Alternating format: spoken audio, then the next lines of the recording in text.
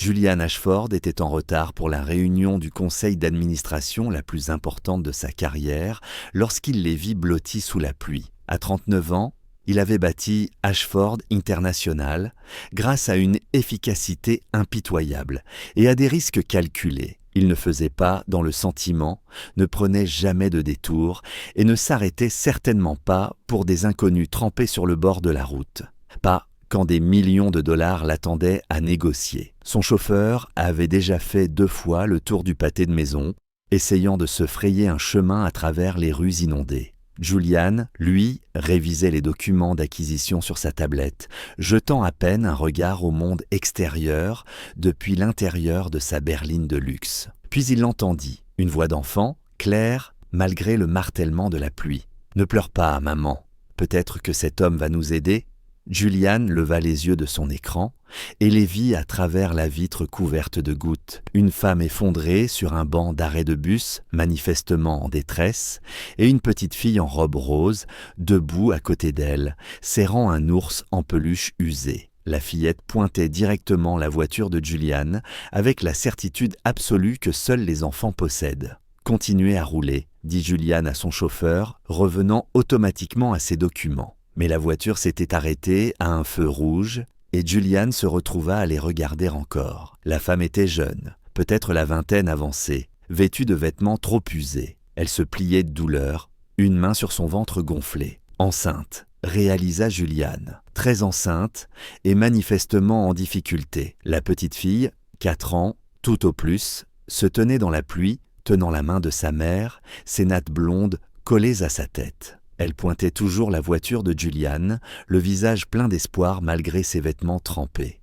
Julian regarda la femme tenter de se lever, visiblement décidée à aller quelque part, avant de retomber sur le banc en criant de douleur. Le visage de la fillette se déforma, et elle tourna de nouveau les yeux vers la voiture de Julian. Même à travers la pluie et les vitres teintées, Julian pouvait voir la détresse mêlée d'espoir dans ses yeux. « Monsieur, le feu est vert », dit le chauffeur. Julian ouvrit la bouche pour dire « avancez », pour dire « ce n'est pas mon problème », pour dire « j'ai une réunion qui ne peut pas attendre ». Mais quelque chose dans la foi inébranlable de l'enfant, cette conviction qu'un étranger l'aiderait, le fit hésiter. « Arrêtez-vous. »« Monsieur, la réunion... » »« J'ai dit arrêtez-vous. » Julian sortit sous l'averse, son costume hors de prix trempé en quelques secondes, et s'approcha de l'arrêt de bus. De près, il vit que la femme était en grande souffrance, le visage pâle, la respiration haletante. « S'il vous plaît, » dit aussitôt la petite fille en levant les yeux vers lui, avec un sérieux bien trop grand pour son âge, « ma maman a besoin d'aide, le bébé arrive, on n'a pas d'argent pour l'hôpital, et le bus ne passe pas à cause de la pluie. Je ne sais pas quoi faire. » Les mots sortirent en un flot tremblant. Julian s'accroupit, malgré l'eau qui s'accumulait autour de ses chaussures. « Madame, vous m'entendez ? Quel est votre nom ?»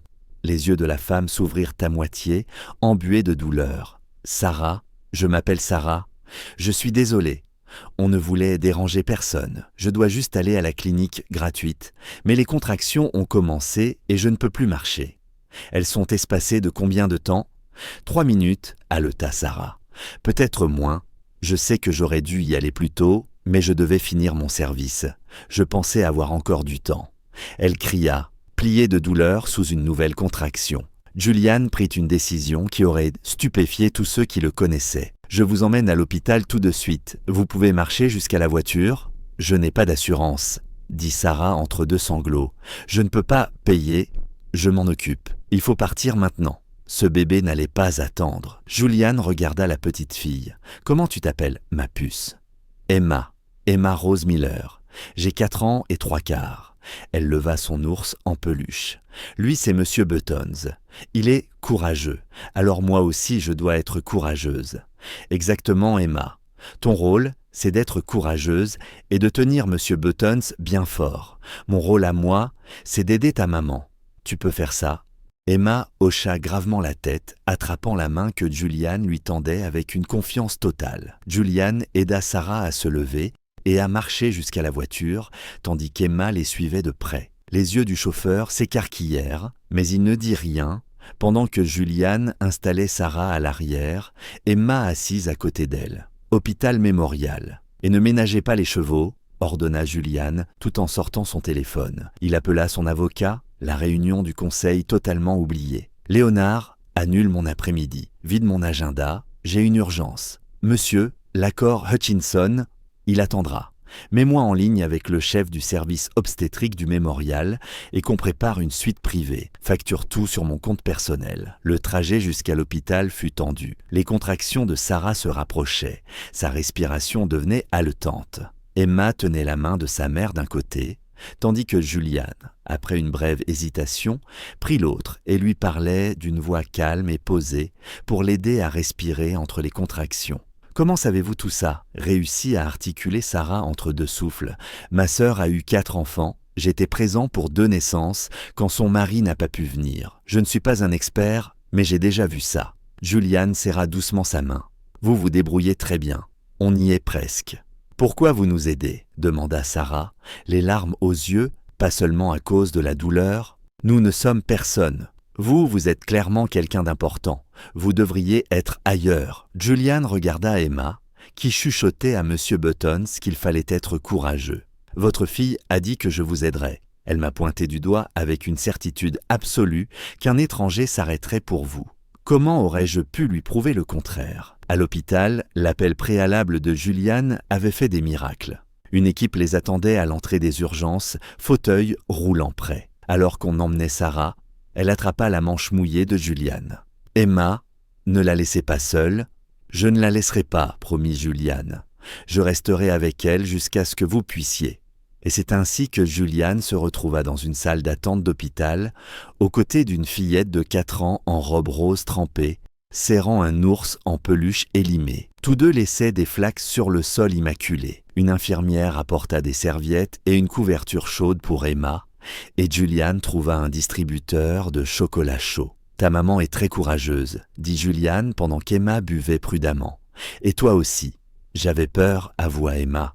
Maman pleurait et je ne savais pas quoi faire. C'est pour ça que je t'ai demandé de nous aider. » Tu ressemblais à quelqu'un qui répare les choses. Julian sentit quelque chose se fissurer dans sa poitrine. « Pourquoi as-tu pensé ça ? » « Parce que tu avais l'air important. Et je me suis dit que les gens importants doivent te savoir aider pour les choses importantes.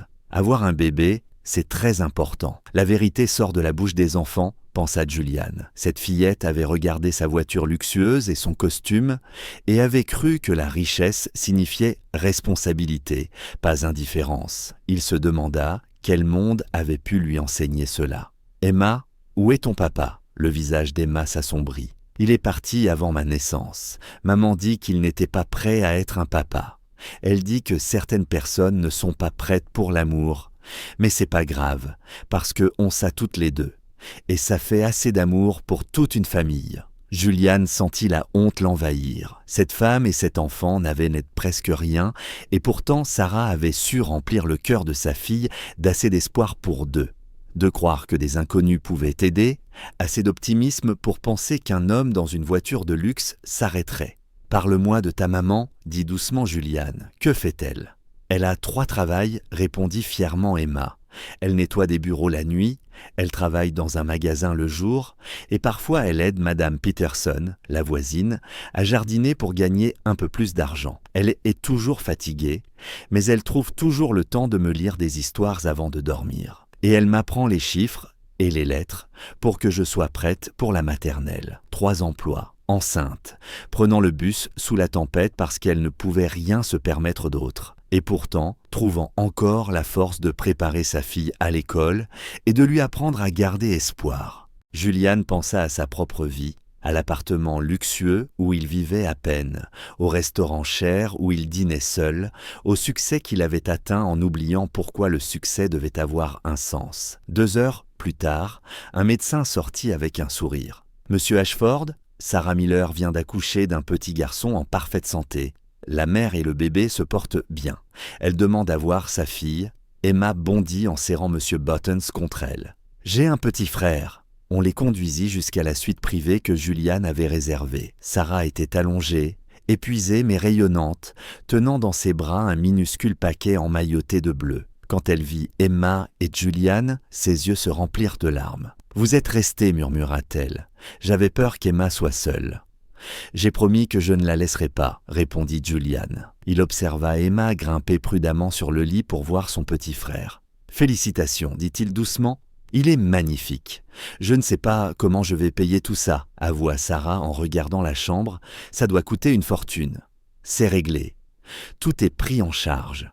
Considérez cela comme un cadeau. Julian tira une chaise et ajouta « Mais il faut qu'on parle de la suite. Vous ne pouvez pas retourner à 3 emplois avec un nouveau-né et une fillette de 4 ans.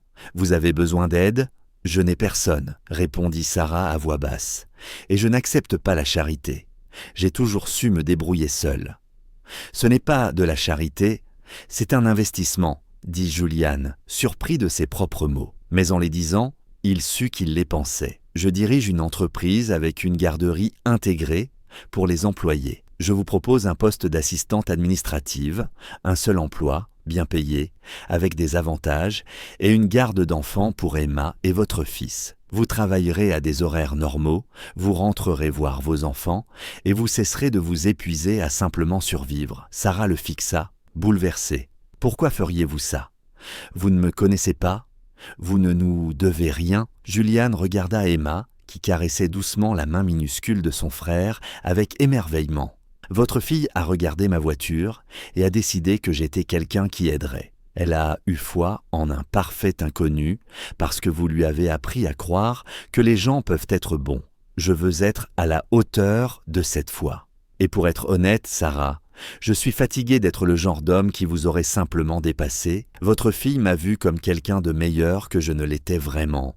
J'aimerais essayer de devenir cet homme-là. Sarah essuya ses larmes. Je ne sais pas quoi dire. Dites oui, laissez quelqu'un vous aider pour une fois. Laissez Emma avoir raison. Parfois, les inconnus peuvent être bons. Au fil des mois suivants, Sarah se révéla aussi compétente que Julian l'avait pressenti. Elle apprit vite, travailla avec diligence et apporta à la relation client une empathie que ses employés les plus diplômés n'avaient pas. Emma s'épanouit à la garderie de l'entreprise et le petit garçon de Sarah, qu'elle appela Julian, en hommage à l'homme qui s'était arrêté sous la pluie, grandit en bonne santé et plein de vie. Mais quelque chose d'autre arriva, que Julian n'avait pas prévu. Il se surprit à passer du temps avec Sarah et ses enfants, non par devoir, mais parce que cette petite famille était devenue importante pour lui. Il assista à la remise de diplôme de maternelle d'Emma. Il lui apprit à faire du vélo.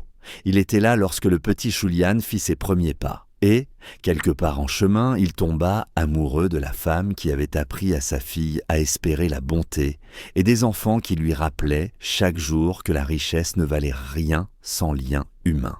Ce jour-là, dit Julian à Sarah un soir, 1 an après les avoir trouvés sous la pluie, j'étais censé assister à la réunion la plus importante de ma carrière. À la place, je me suis arrêté pour une femme et une petite fille à un arrêt de bus. Le conseil d'administration était furieux. J'ai perdu le contrat. Mes associés ont cru que j'étais devenu fou.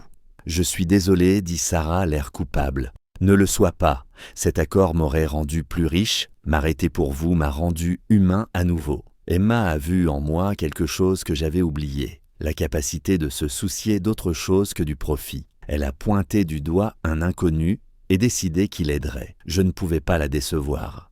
Elle parle encore de ce jour, du monsieur qui s'est arrêté sous la pluie quand personne d'autre ne l'aurait fait. Julian prit doucement la main de Sarah.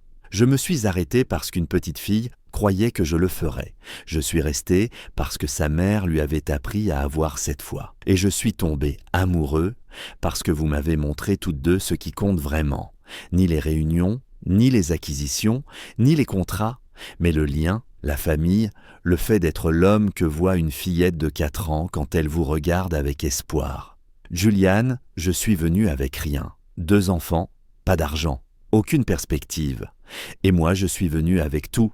Non, répondit Julian. Tu es venu avec Emma, qui croyait que les inconnus pouvaient être bons. Tu es venu avec l'espoir, malgré toutes les raisons de ne pas en avoir. Tu es venu avec la force d'élever une fille qui montre du doigt un millionnaire en costume et dit « Peut-être que cet homme va nous aider ». Tu m'as appris que devenir la réponse à la prière de quelqu'un vaut plus que n'importe quel succès en affaires. Il sortit une petite boîte et le souffle de Sarah se coupa. « Je te demande de faire de l'inconnu que ta fille a cru sous la pluie un homme honnête, de me laisser devenir l'homme qu'Emma pensait que j'étais. Celui qui répare les choses, celui qui reste, celui qui prouve que parfois, quand une petite fille montre un inconnu en disant « il nous aidera », elle a absolument raison. Sarah répondit « oui », en larmes. Et lorsqu'ils annoncèrent la nouvelle à Emma et à son petit frère, Emma serra Julian très fort. « Je savais que tu nous aiderais. Je le savais quand je t'ai montré du doigt. Il y a des gens qui ont l'air importants à l'extérieur, mais toi, tu es important à l'intérieur aussi. » Le millionnaire pressé pour sa réunion avait trouvé quelque chose de bien plus précieux qu'un contrat. Une famille qui lui avait appris que la véritable richesse se mesure, non pas en acquisition, mais dans la volonté de s'arrêter quand quelqu'un a besoin de vous, de prouver que la foi d'un enfant en la bonté humaine n'est pas une erreur, et de devenir la personne qu'une fillette de 4 ans voyait quand elle montrait à travers la pluie et murmurait à sa mère « Peut-être que cet homme va nous aider ». Si cette histoire vous a touché, n'oubliez pas de cliquer sur « J'aime » et de vous abonner à la chaîne pour découvrir d'autres récits émouvants, intenses et pleins de surprises. Dites-nous en commentaire d'où vous nous regardez dans le monde, nous aimons vous lire. À très bientôt. Restez bienveillants, restez curieux et continuez à nous suivre.